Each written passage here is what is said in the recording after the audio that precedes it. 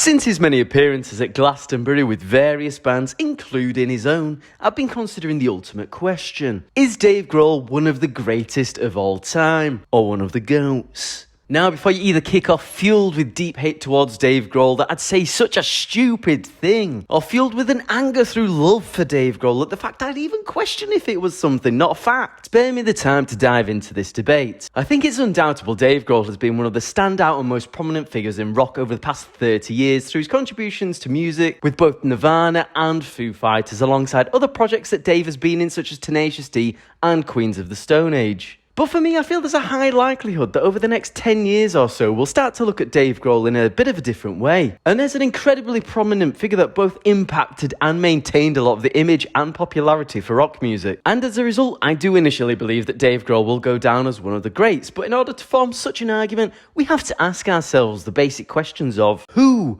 what, when, and how can I meet Dave Grohl in person for a long chat that doesn't come across in an incredibly weird way? I think the first big argument for such a case is that Dave Grohl as a name translates easily and obviously into Dave Grohl. And I personally believe that's something that just can't be ignored. But the second biggest argument for his GOAT status would likely lie with the impact he had on the progression of genres of music through Nirvana, and effectively creating the grunge scene alongside other bands such as Soundgarden at the time. Dave was a vital part of Nirvana's success with his incredible drumming style, bringing that raw caveman energy to the band, and was the last component to fit into place, which is a great story, which can be heard from Chris Novoselic himself, the bassist of Nirvana, in this interview here, which is excellent and I'd really recommend giving it a go. The story mainly reflects how Kurt and Chris were kind of going all over the place and accidentally found Dave Grohl drumming for another band and stole him. But Nirvana as a band have become absolutely and undoubtedly iconic, alongside creating what I consider to be a real masterpiece of the album Nevermind, an album which I'll regularly revisit time and time again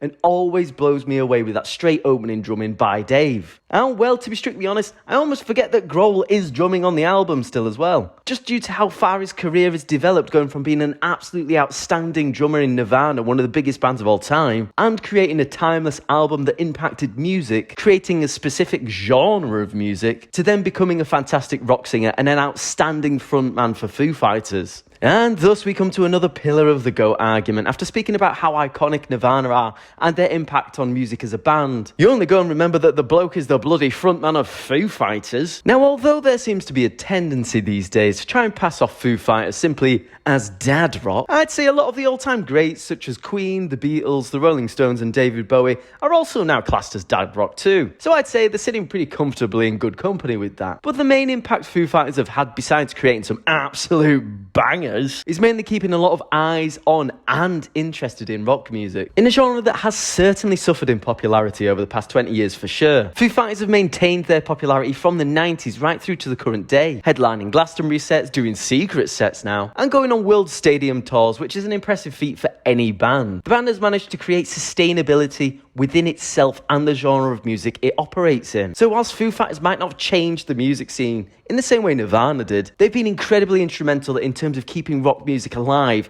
and at the forefront of people's minds. And on top of all that, the band still sounds fantastic live, which is a credit to all members, and specifically Grohl for keeping his voice in such good condition. Alongside his work in both Nirvana and Foo Fighters, Grohl also for a brief time was part of Queens of the Stone Age, playing drums on their arguably and definitely most commercially successful single, No One Knows, as well as performing and appearing in various Tenacious D projects and even performing with them live as well. And well, there's large success for a lot of different projects there, and there's one common denominator, so maybe it's time to give that common denominator its credit. That being Dave Grohl. I think Dave Grohl is still in the midst of a fantastic career, and you can already look back at the trail of success he's left, both through changing rock music itself and ensuring its integrity is kept alive, and still be kind of like, whoa, fair enough. And I think that's the reason why so many of his peers in the music industry absolutely love the guy. And even though I'm not the biggest Foo Fighters fan, I can't deny the man puts a smile on my face every time I see him. It's kind of like your cool favourite uncle always showing up to the family do when you didn't think he was going to be there. But it's always a good time when he arrives. I think the main point to take is that Dave has been in two of the biggest rock bands in the world of the past 40 years and also made the transition from drummer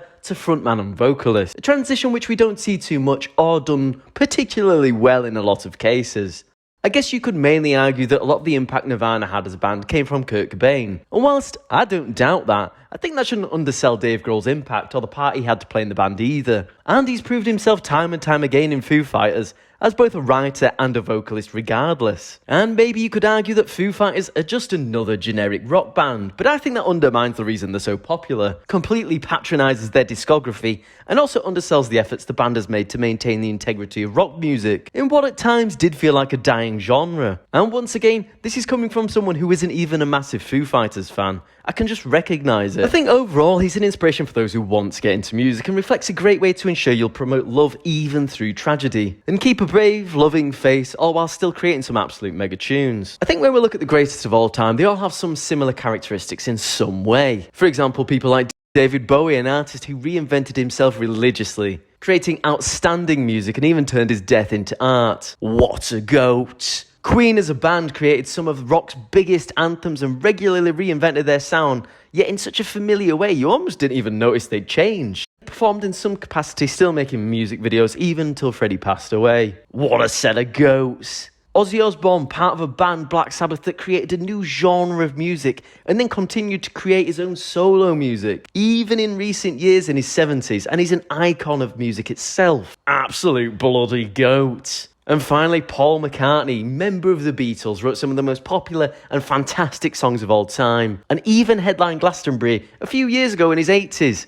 Obvious goat. Dave Grohl, member of Nirvana, one of the most iconic bands of the 90s, defined the grunge genre, and when tragedy struck, he formed Foo Fighters, changed from drummer to frontman and vocalist, and continued to create and maintain the image of rock music. Even when recent tragedy struck, losing another best friend, he's continued to promote love. And he's a goat in my eyes. God, I think I've convinced myself I'm a Foo Fighters fan somehow. What's happened? Jesus! I think for myself, I can only recognise the impact he's had on music and applaud him for being an outstanding icon of rock music itself as well. And I do believe in the next decade or so, he will be respected as one of the greatest of all time. But alas, that's all from me today. Go listen to some Foo Fighters and Nirvana in the meantime. Peace and love all. God, this has been emotional. As always, feel free to like and subscribe if you're new here. And on that note, I think I'll say ta-ra for now, and I'll see you later.